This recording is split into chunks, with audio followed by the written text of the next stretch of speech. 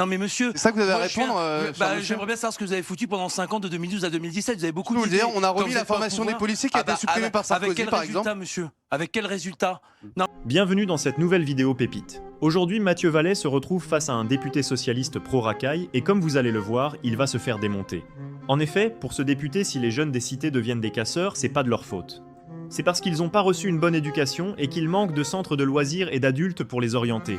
Il ne faut donc pas les mettre en prison, mais plutôt trouver un moyen de leur donner une bonne éducation. C'est donc en gros la faute de l'État. Seulement Mathieu Vallet va démonter son argument et dire tout haut ce que les Français pensent. Je vous laisse voir. Pour assurer la sécurité, il y a un triptyque.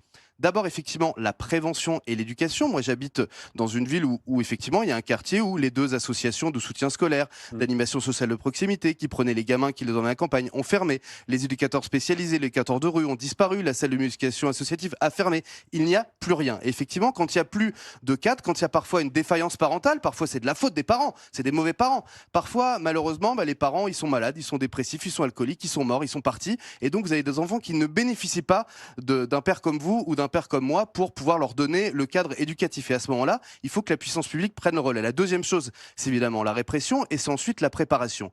Au-delà du mot de soutien que j'ai passé, je voudrais quand même prendre un tout petit peu de distance par rapport aux spectateurs qui nous regardent parce qu'il y a eu des centaines de milliers de personnes dans la rue. Et il y a eu des dizaines, des centaines d'endroits en France où ça s'est bien passé, où ces jeunes des quartiers populaires, justement qu'on stigmatise un petit peu et c'est ça qui me dérange, eh bien ils sont sortis pour faire la fête à la gloire de la capitale française qui a gagné sa 2e Ligue des Champions, dans une démarche totalement intégrée avec des gens de toute confession, de tout âge, de toute religion. C'est pas juste de ne pas traiter la minorité qui fout le bordel dans ce pays. Exactement. Et moi, ce qui me dérange, et notamment, moi, ce qui me dérange, cher monsieur, et notamment, c'est déjà effectivement la généralisation. Non, ça n'est pas un phénomène récent. Oui, en 1998, il y avait des voitures qui ont brûlé. C'était le cas également en 2006. C'était le cas également dans d'autres pays du monde. Donc non, ça n'est pas un phénomène franco-français qui est lié à l'actualité et encore moins ce que j'ai entendu de votre président, cher monsieur, à l'immigration. Lié ce qui s'est passé hier à l'immigration, excuse-moi, c'est totalement stupide, ça n'a aucun lien avec la réalité. On sait très bien que moi j'ai vu dans les images que vous avez montrées tout à l'heure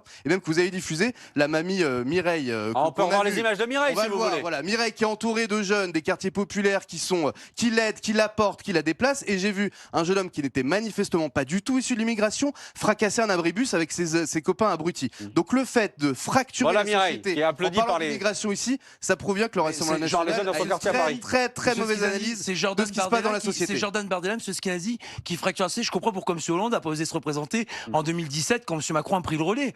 Non mais monsieur... C'est ça que vous avez à répondre j'aimerais bien savoir ce que vous avez foutu pendant 5 ans, de 2012 à 2017. Vous avez beaucoup d'idées. On a remis la formation des policiers qui a été supprimée par Sarkozy, par exemple. Monsieur, avec quel résultat?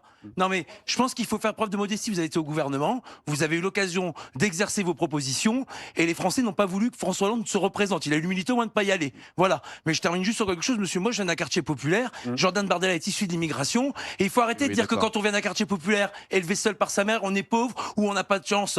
Il suffit de surveiller les devoirs, les fréquentations. Et vous avez des gens dans mon quartier qui avaient des grosses voitures, des vêtements de marque, des téléphones dernier cri et qui sont venus le soir même. Moi, j'étais, je sais pas où vous étiez, samedi soir, j'étais au Trocadéro à Champ de Mars. Et ben, ils viennent casser, non pas parce qu'ils n'ont pas de sous, parce qu'ils ont un seul parent pour les éduquer ou parce qu'ils viennent d'un quartier populaire. Ils viennent le problème est éducatif. Parce que la sanction pénale n'est plus appliquée. Et je suis désolé, au bout d'un moment, monsieur, c'est pas vrai, si vous ne faites pas pour la France, faites-le au moins pour les futures victimes. C'est factuellement faux ce que vous dites. Voir de nos yeux et pleurer de nos yeux. Les juges n'ont jamais été aussi sévères et les prisons jamais aussi remplies. C'est un fait, monsieur. Il y a 23 000 détenus étrangers dans notre pays, dans nos prisons. Attendez, c'est pas un débat entre députés. C'est pour respecter les lois. Attendez, s'il vous plaît. C'est pas un débat. Non, c'est pas un débat entre députés. On va prendre les propositions les unes après les autres. Je reviens simplement. Attendez, Mathieu Vallet. Mathieu Vallet, on va pas se hurler dessus à chaque émission, c'est pas possible. Mais vous me coupez. C'est pas possible. Laissez-moi développer mon argumentation. Oui, mais le principe, c'est que les Français puissent s'exprimer. Juste une chose. Sur ce que disait Fred Hermel tout à l'heure, en disant, en Espagne, il y a encore la peur du flic qui existe. Il y a encore la peur des forces de l'ordre. Vous avez tout de suite réagi, maître. Pourquoi? Alors, j'ai pas réagi sur la peur des forces de l'ordre. J'ai réagi sur la mention du fait que parce que on aurait l'outrecuidance de parler de l'existence de violences policières, cela supprimerait le respect que les gens ont pour les forces de l'ordre. Alors, je vais vous dire, nous, en tant qu'avocats, et je pense que beaucoup de gens également, rêveraient de ne pas avoir à parler de violences policières. Maintenant, si on vient me dire que ça n'existe pas en France, c'est juste factuellement faux. Évidemment, on en voit voit tous les jours, on en voit régulièrement. On en voit tous les jours. Comment je peux pas vous laisser dire ça, monsieur? On en voit tous les jours. Arrêtez de dire n'importe quoi. Dire ça. Et les pompiers, pourquoi on tabasse les pompiers? Pourquoi ils ont tabassé des agents de la protection civile? Je parle des violences policières. Je ne parle pas de personnes qui tabassent les pompiers. Je n'ai jamais soutenu des personnes qui tabassaient des pompiers. Ça n'est pas la question. Je vous parle des violences policières. Et le fait que Fred Hermel dise place ça sur ce terrain-là, ça montre bien qu'en réalité, on inverse complètement les choses. Non, mais vous ne pouvez pas parler de violence policière. C'est un discours politique. Mais je peux parler de violence policière. Non, je suis avocat, j'en vois. Non, monsieur, soyez un peu sérieux. Maître, c'est pas digne ce que vous dites. Il y a des policiers. Je n'ai pas le droit de parler de violence policière. Ça n'est pas digne de parler de violence policière. Ce sont des choses qui existent. Et ce n'est pas moi qui en ai parlé en premier. S'il vous plaît. Je n'en ai pas parlé. Il n'en est pas. Ce sont des violences policières. Il y a des policiers qui commettent des policiers. Ce sont des violences policières. La violence légitime, monsieur. Je parle. Non, il n'y a pas de système de violence policière. Alors, on n'est pas dans une dictature. Il y a une omerta dans la police, bien sûr. Ils le savent. Attendez, s'il vous plaît. Non, mais là, on ne peut pas laisser passer ça. On ne peut pas laisser passer ça. Je sais pas pourquoi. Dites-nous en commentaire ce que vous avez pensé de cet échange.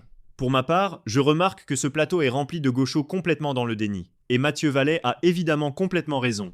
En tout cas, abonnez-vous et à bientôt.